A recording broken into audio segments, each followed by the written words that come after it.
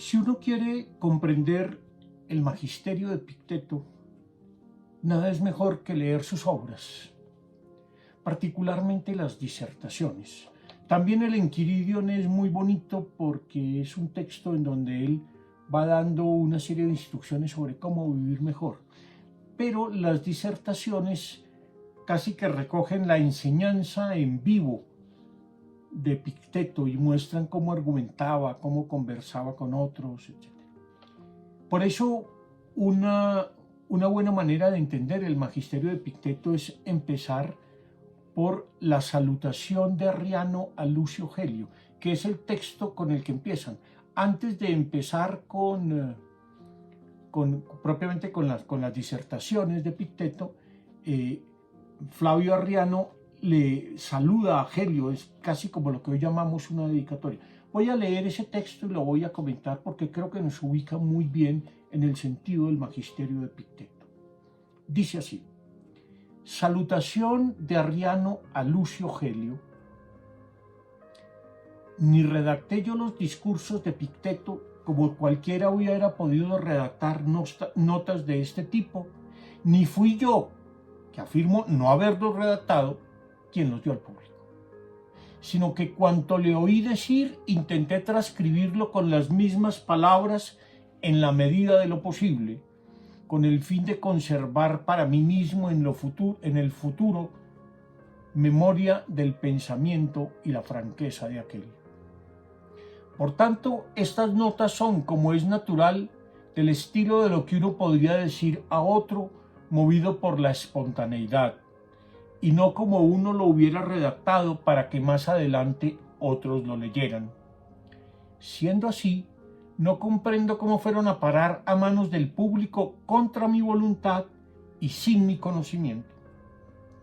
Por lo que a mí toca, no tiene gran importancia si parezco torpe al escribir, y para Epicteto no tiene ninguna el que alguien desprecie sus discursos, puesto que era evidente que al pronunciarlos no deseaba cosa alguna que no fuera mover hacia lo mejor los ánimos de sus oyentes. Si estos discursos consiguieran al menos eso, tendrían, creo, lo que han de tener los discursos de los filósofos.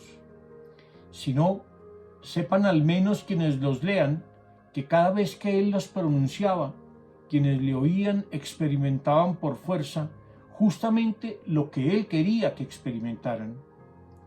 Pero si estos discursos no lo consiguen por sí mismos, quizás sea culpa mía, quizás sea forzoso que así ocurra. Que sigas bien. Voy a comentar brevemente algunos pasajes de este texto que es muy interesante, porque da cuenta de varias cosas diferentes.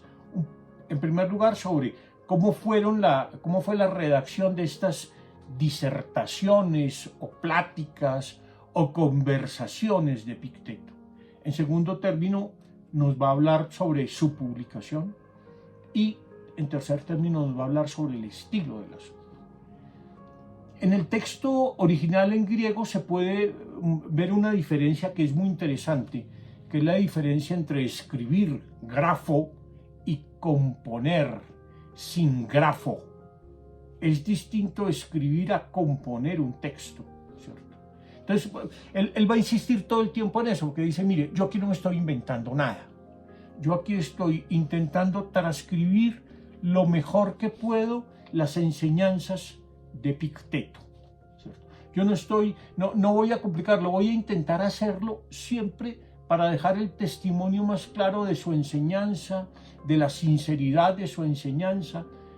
Por eso voy a intentar transcribir a Epicteto lo que nos enseñó Epicteto en sus mismas palabras en lo posible.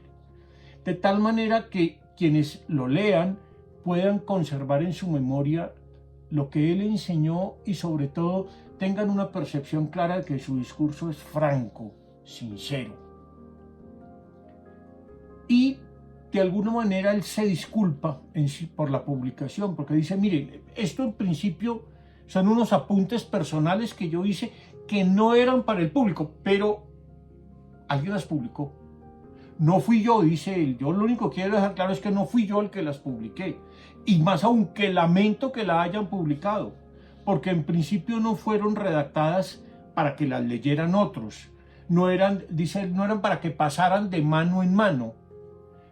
En eso las disertaciones son distintas del Enquiridion, porque el Enquiridion sí era algo para llevar a la mano, ¿cierto? Esto es lo que significa Enquiridion, manual, a la mano, ya hablaremos de eso más adelante, mientras que estas no eran para eso.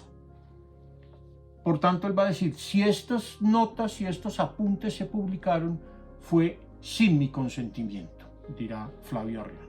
Entonces, quiere dejar esa constancia, pero de todas maneras dice, pues si ya se publicaron y a nadie le van a hacer ningún daño. En todo caso, como ya se publicaron, pues que la gente las lea.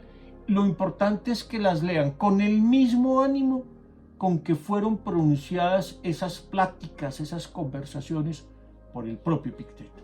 Sí, lo que enseña aquí Epicteto es claro, es profundo y es sincero, pues entonces hay que leer eso con la misma claridad, profundidad y sinceridad con que las pronunció Epicteto. Porque además eso es lo que va de acuerdo con su estilo. Epicteto no era un hombre que quisiera decir cosas muy grandiosas o en términos grandilocuentes. No, lo que él dice no está redactado con gran elegancia, pero es que a él eso no le importaba. Para él lo importante era que el pensamiento fuera sincero. Y entonces aquí en estas pláticas ustedes ven el pensamiento natural, el estilo natural de Epicteto. Y por tanto, estas pláticas, estas disertaciones o conversaciones no tienen tanto un valor retórico cuanto moral. Lo importante es el contenido de su enseñanza, no la elegancia con la que esté pronunciada. Entonces no busquen aquí algo que tenga un gran valor de estilo retórico, sino algo que tiene un gran valor moral. De todas maneras dice, tal vez yo no sea tan elocuente como Epicuro, pero tal vez esas conversaciones que he recogido, dirá Flavio Arriano al final, puedan mover hacia lo mejor el ánimo de sus oyentes.